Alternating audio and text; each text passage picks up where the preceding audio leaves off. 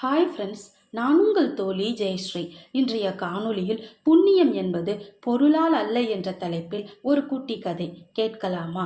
ஒரு ஊர்ல ஒரு ஏழை விவசாயி வாழ்ந்துகிட்டு வந்தானாம். அவன் இறக்க குணம் கொண்டவனாம். எது செய்யறதா இருந்தாலும் அந்த ஊர் அம்மனை வணங்கிட்டு அதன் பிறகுதான் தன்னோட வேலையை தொடங்குவானாம். தன்னோட நிலத்துல விளைஞ்ச காய்கறிய தன்னுடைய தேவைக்கு ஏற்ப வித்துட்டு மீதிய தன்னை சுத்தி இருக்கிற ஏழைங்களுக்கு தானமா கொடுத்துடுவானாம். இவ்வாறு எளிமையா வாழ்ந்து பலரோட அன்பையும் பெற்று வயதான பிறகு இறந்தானா.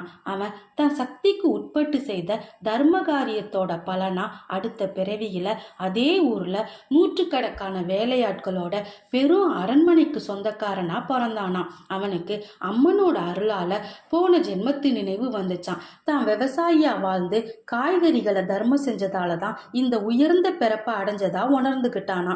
போன பிறவிய போலவே இந்த பிறவியிலும் அதே அளவுக்கு ஏழைகளுக்கு காய்கறிய தானமா செஞ்சானா. கையில பெரும் பணம் இருந்து கூட காய்கறி தானத்தை தவிர வேற எதுவும் செய்யலையா. இப்படி இருக்கையில உடல் வியாதியின் காரணமா அவனுக்கு மரணம் நெருங்கினுச்சான். அப்ப அவன் நினைச்சானா, அம்மனை நினைச்சு போன ஜென்மத்துல காய்கறி தானம் செஞ்சு வாழ்ந்து நீண்ட ஆயுளையும் ஆரோக்கியத்தையும் பெற்று வயது ஆன பின் தான் இறந்தோம். பின் இந்த பிறவியில உயர்ந்த செல்வத்தை அடைஞ்சேன். ஆனா அதே தானத்தை இந்த பிறவியில செஞ்சும் கூட எனக்கு ஆரோக்கியம் கிடைக்கல, நீண்ட ஆயுளும் கிடைக்கல.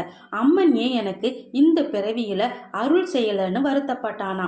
அப்போ அம்மன் கனவுல தோன்றி, நீ போன பிறவியில ரொம்ப ஏழையா பிறந்து காய்கறிகளை தானம் செஞ்ச. நீ விளைவிச்ச காயை தவிர வேற எந்த செல்வமும் உன்னிட்ட இல்லை. ஆனா இந்த பிறவியில பெரும் செல்வத்தை நீ அடைஞ்சும் கூட அதற்கேத்த தானம் செய்யாம சிறிய அளவுல தான் தானம் செஞ்ச. அதனால போன ஜென்மத்துல அடைஞ்ச பலனை இந்த ஜென்மத்துல அடைய முடியல. புண்ணியங்கிறது பொருளால வர்றது இல்லை, மனதால மட்டும்தான். போன ஜென்மத்துல பரந்த மனதோட நீ தானம் செஞ்ச, அதனாலதான் புண்ணியம் கிடைச்சதுன்னு சொல்லிட்டு மறைஞ்சு போயிட்டாலாம். இந்த கதை பத்தின உங்களுடைய கருத்துக்களை கமெண்ட் பாக்ஸ்ல பதிவிடுங்க. இந்த கதை உங்களுக்கு பிடிச்சிருந்துச்சுன்னா லைக் பண்ணுங்க, ஷேர் பண்ணுங்க, சப்ஸ்கிரைப் பண்ணுங்க. நன்றி நண்பர்களே.